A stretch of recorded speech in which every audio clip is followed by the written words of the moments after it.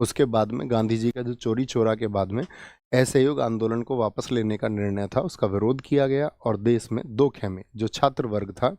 वो अलग हो गया और जो नेता वर्ग था वो अलग हो गया, वो अलग हो गया। ठीक है, आज हम आपको एक बात और सिखाना चाहेंगे, आंदोलनकारी पर्सन है। तो लेनिन ने एक बात कही थी, लेनिन ने कहा था कि हमारे देश में मतलब सरकारें निरंकुश क्यों हो जाती हैं, या किसी भी देश में सरकारें निरंकुश क्यों हो जाती हैं। तो उनके निरंकुश होने का कारण है कि जब किसी एक वर्ग का दमन होता है, तो जब कहीं पर वो दूसरा वर्ग जो है वो शांति बनाए रखता है। जैसे आपने देखा होगा इस देश में जब किसान आंदोलन होता है, तो क्या उनके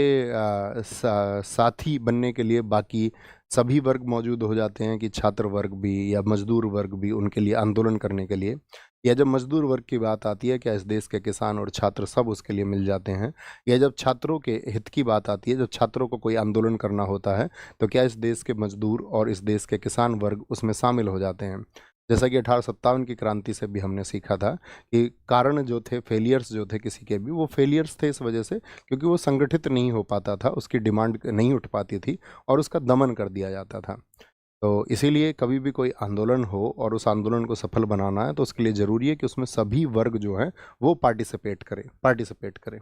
तो एचआरए बना था 1924 में, और ये एचआरए जो बनाया गया